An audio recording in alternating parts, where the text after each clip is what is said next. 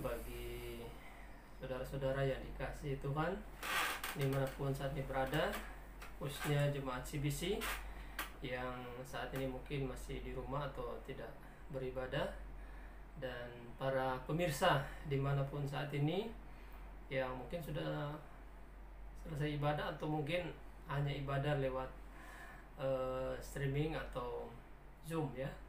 Kembali pada saat ini kami berdua bersama Pastor Dani yang akan berdiskusi tentang menghujat Roh Kudus yang tidak diampuni menurut Markus pasal 3.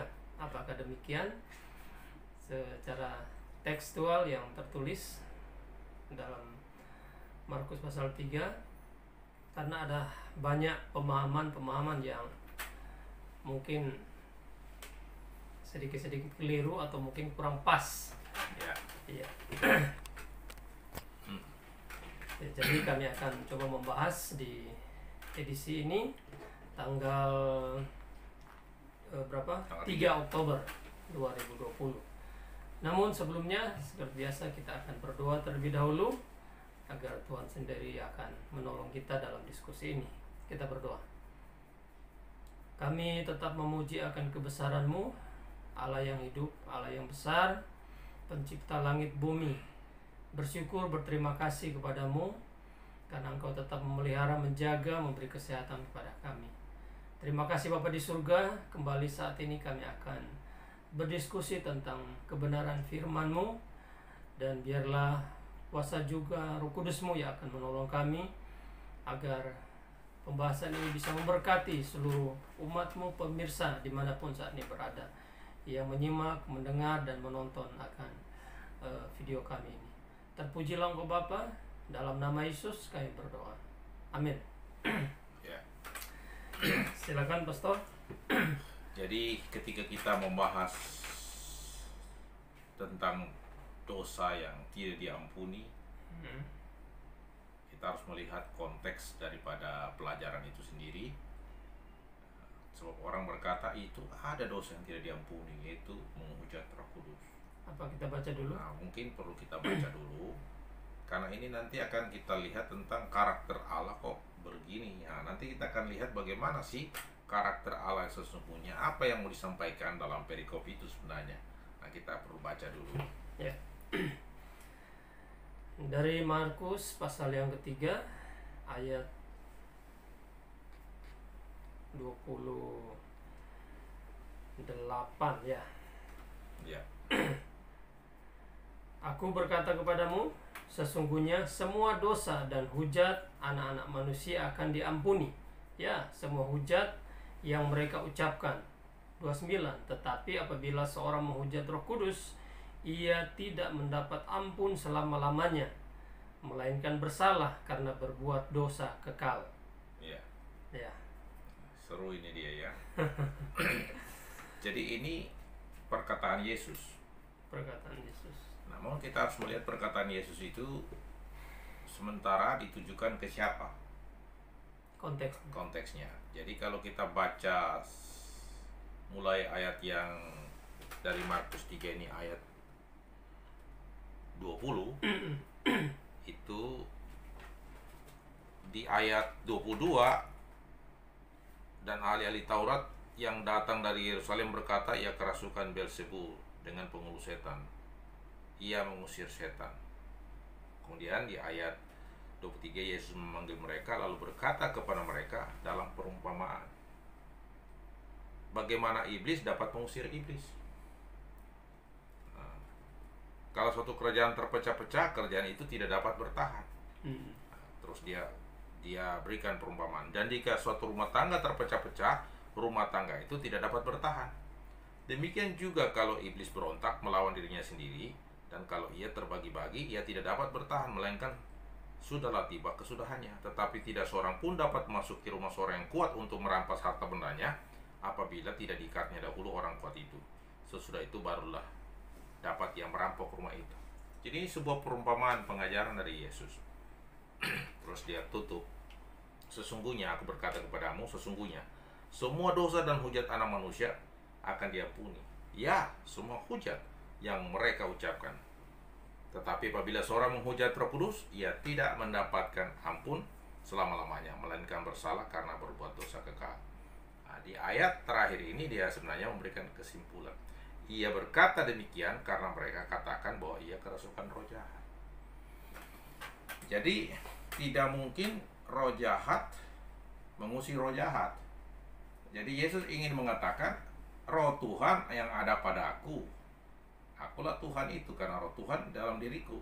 Ia mengusir itu setan. Jadi tidak mungkin setan dapat mengusir setan. Jadi roh Kristus atau roh Tuhan yang dalam diri Yesus itulah yang mengusir. Tetapi jika saya mengusir, kalau kita buat pandangan, jika Yesus mengusir setan itu dengan setan, itulah sebut penghujatan loh. Nah, blasphemy.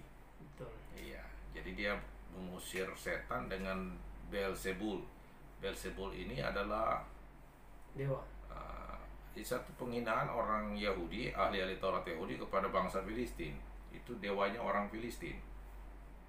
Ya, jadi dan mereka menganggap dewanya orang Filistin ini setan, Beelzebul.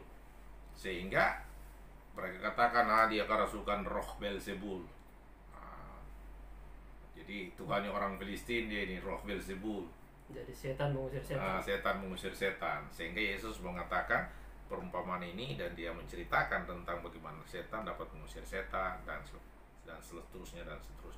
Bagaimana mungkin seorang merampok sebuah rumah kalau dia belum mengikat dulu orang kuat di rumah itu. Jadi baru mengurus yang ada di dalamnya. Jadi dia ingin mengatakan bahwa itulah penghujatan. Dia katakan bahwa kalau kita menggunakan setan untuk mengusir setan, itu sama dengan menghujat roh Tuhan. Jadi roh Tuhan inilah yang mengusir setan, bukan roh Kristus. Gitu. Sehingga dapatkah roh Kristus roh setan mengusir setan? Tidak dapat. Jadi sebenarnya kesimpulannya tidak ada seorang pun yang dapat menghujat Roh Kudus.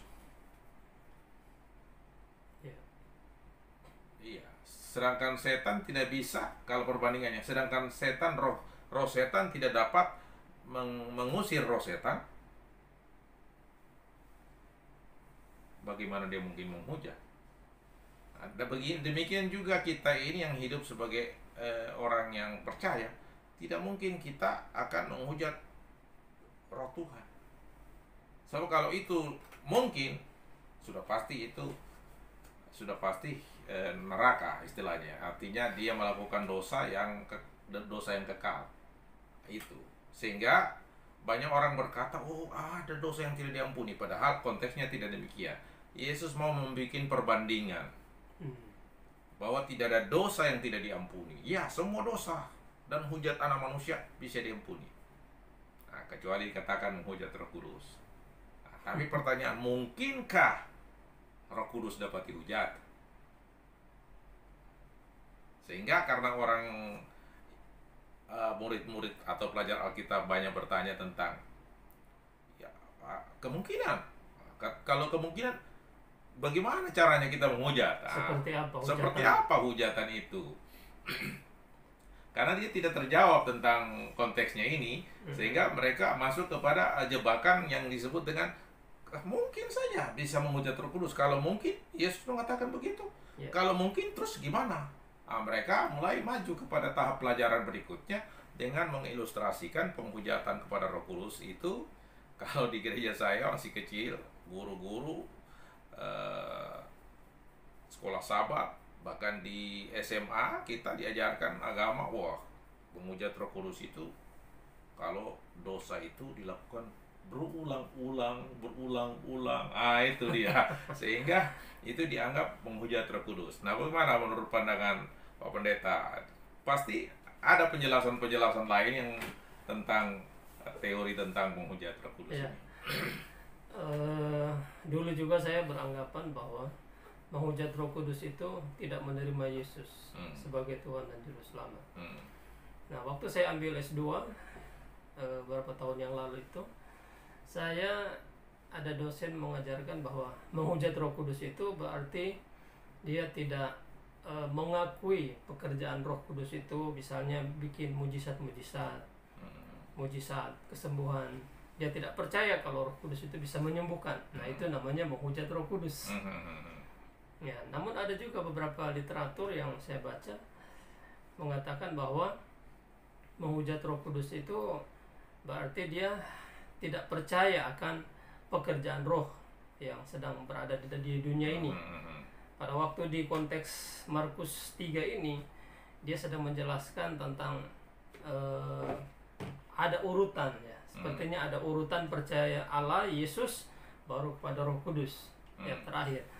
Jadi sebetulnya Yesus dalam konteks ini dia sedang mengajarkan kepada ahli-ahli Taurat itu, dia pasca Yesus akan mati, ada naik ke surga, dia akan memperkenalkan Roh Kudus itu yang sesungguhnya kepada ahli-ahli Taurat itu, bahwa Roh Kudus itu akan datang menginsafkan kamu. Sekalipun dalam konteks ini kita tidak bisa melihat bahwa ahli-ahli Taurat itu bisa bertobat atau kembali kepada ajaran yang seperti yang Yesus ajarkan, kecuali Nikodemus sendiri. Ya, jadi kira-kira seperti itu pemahaman yang bisa saya tangkap. Ya, itu semua adalah bentuk pengajaran. Jadi pengajaran yang Yesus ajarkan dalam bentuk perumpamaan itu pun dikembangkan lagi oleh para teolog, pengajar-pengajar Alkitab, menjadi pengajaran lagi. Jadi pengajaran ditambah lagi dengan pengajaran tentang bagaimana kalau orang tanya begini, karena ayat tertulis begini. Nah, inilah dilema yang terjadi dalam pelajar Alkitab.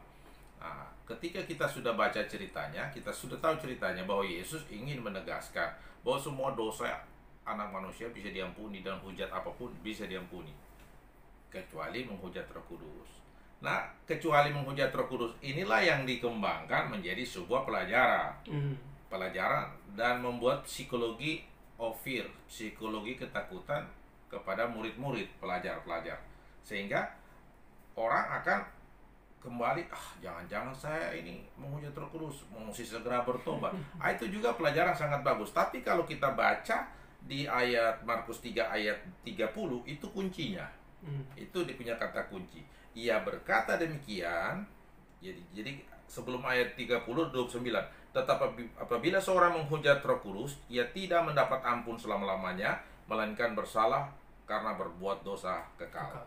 Nah, ia berkata demikian. Apa yang dikatakan Yesus ini? Karena mereka katakan bahwa ia kerasukan roh jahat. Yesus kerasukan roh jahat. Nah, jadi ini sebenarnya kuncinya untuk menjawab pertanyaan itu, bahwa sebenarnya tidak ada penghujatan kepada Roh Kudus yang sanggup. Tidak ada manusia ataupun setan pun tidak akan sanggup menghujat Roh Kudus. Apalagi manusia. Konsepnya begitu. Makanya Yesus katakan tidak akan sanggup. Karena Tuhan tidak pernah gagal. Karena tidak menyelamatkan. Iya. Jadi setan saja tidak sanggup menghujat Tuhan dalam konteks terang-terangan. Dia paling akan menggunakan agen-agen manusia, karena dia juga dengar nama Tuhan aja udah ketakutan. Ya, jadi bagaimana mungkin dia dapat menghujat?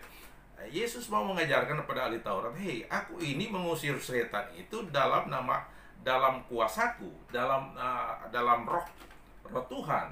Jadi roh Tuhan itu ada padaku. Jadi kalau aku berkata keluar setan, setan harus tunduk kepada saya. Tidak mungkin setan yang mengusir setan. Harus roh yang lebih besar dari setan itu yang dapat mengusir setan. Itulah sebabnya Yesus menekankan hal ini. Bahkan ayat-ayat di dalam Alkitab lain berkata bahwa roh yang adalah para pengikutnya pun, roh yang ada dalam para murid Kristus atau roh yang ada dalam dirimu lebih besar daripada roh yang ada dalam dunia ini. Ini membuktikan bahwa ada dunamos, ada kekuatan di dalam diri Kristus, dan ada kekuatan di dalam diri murid-murid Kristus atau pengikut Kristus, bahwa mereka bisa disanggupkan untuk mengusir roh jahat. Tetapi Yesus katakan ada yang tidak bisa diampuni, yaitu menghujat Roh Kudus. Nah, pertanyaannya, sanggupkah orang menghujat Roh Kudus? Sanggupkah manusia menghujat Roh Kudus? Sesungguhnya tidak akan pernah sanggup. Kenapa? Karena ini hanya cerita tentang perumpamaan bahwa kecuali menghujat Roh Kudus. Nah, artinya kecuali ini Tapi apabila seorang menghujat Roh Kudus, ia tidak mendapat ampun selama-lamanya. Karena memang sangat sulit itu untuk menghujat Roh Kudus. Dan itu sesuatu yang tidak mungkin. Iya. Karena Yesus memang sudah selesaikan dosa itu ya. Iya, sangat sesuatu yang tidak mungkin. Artinya apa? Ia berkata demikian karena mereka mengatakannya kerasukan roh jahat. Dia ingin mengatakan roh jahat itu hanya tunduk kepada Roh Kristus. Roh jahat, nama roh jahat nggak pernah tunduk, ya kan?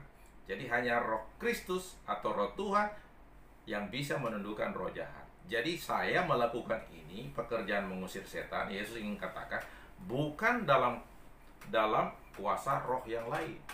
Apalagi kalian sebut roh Belzebul, roh setan atau dewanya orang Filistin, akan satu penghinaan sekali itu. Jadi kira-kira demikian. Dia berkata demikian karena mereka katakan bahwa ia kerasukan roh jahat. Jadi sebenarnya kesimpulannya bahwa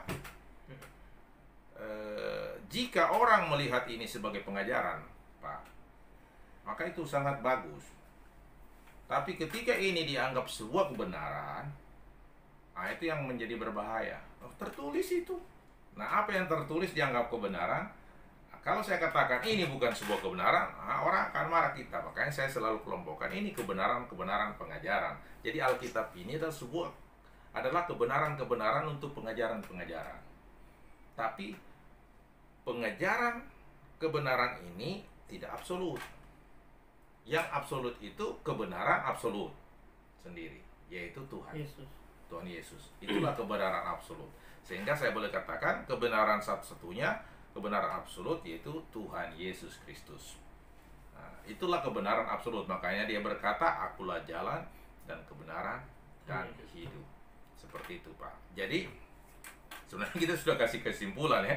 Jadi kalau membahas tentang dosa yang dilakukan berulang-ulang, itu istilahnya sebuah pengajaran untuk mendidik orang. Karena orang bertanya, bagaimana sih menghujat Roh Kudus?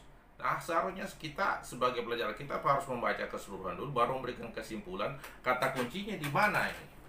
Sehingga kita tahu ceritanya, bahwa persoalan utamanya bukan soal menghujat Roh Kudus di sini sebenarnya yang Yesus katakan, tapi dia bikin perumpamaan seperti begitu menunjukkan bahwa dia melakukan pekerjaan pengusiran setan itu dalam kuasa Tuhan, dalam Roh Kristus. Kira-kira demikian. Jadi mungkin juga Yesus sedang memperkenalkan bahwa ada satu oknum yang akan datang nanti. Sekaligus ingin memperkenalkan bahwa apa yang mereka sudah pelajari di kitab Taurat tentang Roh Kristus itu, Roh Tuhan itu yang akan terus bekerja untuk kehidupan manusia akan datang sebagai penolong. Iya. Jadi kalau bicara Roh Kudus ini sebenarnya bukan nanti pada zaman Yesus baru ada Roh Kudus, karena Roh Kudus itu adalah Tuhan itu sendiri. Makanya di dalam buku Kejadian sudah ada Roh Kudus itu. Dikatakan ketika bumi belum berbentuk, Roh Allah melayang-layang di atas permukaan air. Jadi ada Allah pencipta, ada yang disebutkan Roh Allah melayang-layang. Ini menunjukkanlah Roh Kudus. Jadi sebenarnya kalau dikatakan bukan melayang-layang, bukan terbang ya. Melayang-layang itu roh. Jadi Roh Tuhan itu ada di sana pada saat penciptaan. Jadi sehingga kita boleh berkata, ya unsur Trinitas itu sudah ada dalam kitab Kejadian. Jadi jangan kita menyalahkan juga gereja ketika mereka mengadakan konsili Nisia 325 terus membuat doktrin tentang Trinitas, kita katakan ini salah. Karena mereka itu juga mau mengajarkan tentang Tuhan yang dalam konteks kitab Taurat juga sudah ada itu tersirat. Cuma kaum apologetik yang biblikal apologetik selalu berkata tidak kita dianggap sebagai kebenaran kalau masih tersirat, harus tersurat. Jadi kalau saya katakan sudah tersurat, Roh Kristus atau Roh Tuhan itu sudah tersurat. Jadi Roh Kudus sudah ada. Jadi Roh Kudus itu sudah ada pada zaman sebelum dunia ini jadi. Karena dia adalah Tuhan. Yang Alfa dan Omega. Nanti puncaknya pada saat Yesus Kristus naik ke surga, dia memberikan janji supaya kita tidak merasa sendiri. Dia sebenarnya ingin memberikan semacam di Kisah pasal 2 itu, yaitu kecurahan Roh Kudus itu, pencurahan Roh Kudus Pentakosta itu sebenarnya adalah sebuah manifestasi menegaskan kembali tentang Allah beserta kita itu. Sehingga puncaknya kecurahan Roh Kudus, bahwa Allah beserta kita lewat Roh Kristus atau Roh Kudusnya di dalam hidup manusia. Seperti itu. Oke. Dan kalau Roh Kristus di dalam diri kita, sanggupkah Roh Kristus menghujat dirinya sendiri? Nggak mungkin kan? Nah, inilah rahasia yang sering tersembunyi. Tersembunyi dari waktu ke waktu. Dan nanti kalau kita katakan bahwa ada dosa yang tidak diampuni, akan dilemanya adalah, kok bisa ada dosa tidak diampuni? Bagaimana mungkin? Apakah dosa ini sudah melampaui pengampunan dari Tuhan? Harusnya kan kasih dan pengampunan Allah melebihi penghujatan apapun, melebihi dosa apapun. Bahkan semakin banyak dosa, semakin besar pengampunan itu. Kasih dan pengampunan Tuhan. Mungkin boleh di kitab Yesaya sebutkan itu juga. Yesaya 1:18. Tentang apa itu? Sekalipun dosamu merah seperti kermisi, akan putih seperti salju. Itu sudah membuktikan tentang kasih Tuhan yang tidak ada batasnya. Maha pengampun. Kalau ada batasnya itu kasih manusia, tapi kasih Tuhan agape. Kasih Tuhan itu tak terbatas, kuasanya juga tak terbatas. Kira-kira demikian, Pak. Ya, baiklah pemirsa yang ada di rumah atau dimanapun saat ini berada yang sedang menonton akan diskusi ini, biarlah yang selama ini menjadi perdebatan atau pertanyaan tentang apakah saya pernah menghujat Roh Kudus atau tidak, nah sudah dijawab oleh Pastor Denny tadi tentang penghujatan Roh Kudus itu. Jadi ya sebagai statement closing, bahwa dalam konteks Markus pasal 3 ini, bahwa tidak ada seorang pun sebenarnya yang mampu untuk menghujat Roh Kudus. Karena Yesus mati di kayu salib itu adalah sebagai maha mengampun, sebagai maha pengampun bagi setiap orang, siapapun itu, dosa apapun itu, Yesus mampu mengampuni. Allah mampu mengampuni dan mampu menyelamatkan setiap manusia. Jadi hanya sekedar Yesus memperkenalkan, kalau orang-orang di ahli-ahli Taurat tidak percaya kepada Yesus yang mau mati, bangkit, naik ke surga, dia memperkenalkan Roh Kudus itu kepada mereka. Sekalipun nanti ketika dia naik ke surga baru ada pencurahan Roh Kudus, dan kita pun tidak bisa melihat, tidak ditulis dalam Alkitab bahwa ahli-ahli Taurat ini langsung bertobat, tidak menghujat Roh Kudus, berbalik pada kebenaran yang Yesus ajarkan. Tapi salah satu yang kita bisa lihat adalah Nikodemus. Dia langsung percaya. Dan mungkin kita nggak tahu apakah setelah itu para pengikut-pengikut ahli Taurat yang lain bisa kembali mengikut jejak Nikodemus atau tidak. Nanti kita tanya nanti di sana. Baik Bapak Ibu Saudara, dimanapun saat ini berada, kita akan mengakhiri diskusi sahabat kita di siang hari ini. Dan terlebih dahulu kita kembali berdoa. Kami sungguh bersyukur, berterima kasih kepadamu Bapa, Allah yang perkasa. Kami bersyukur, berterima kasih untuk pengajaran-pengajaran yang Engkau berikan kepada kami, kepada hamba-Mu, untuk bisa dapat menjelaskan kepada umat-umat-Mu dimanapun saat ini berada. Dan kami hanya berdoa agar kuasa Roh Kudus-Mu tetap berada dalam hidup mereka. Dia dalam hidup mereka memberikan selalu sukacita, damai sejahtera bagi mereka, di dalam mereka menjalani hidup di tengah dunia yang banyak gejolak ini. Terpujilah Engkau Bapa. Di dalam nama Yesus kami berdoa dan mengucap syukur. Amin.